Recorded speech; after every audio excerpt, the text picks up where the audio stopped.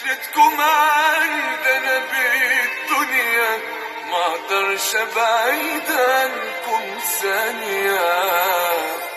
الله يخليكم.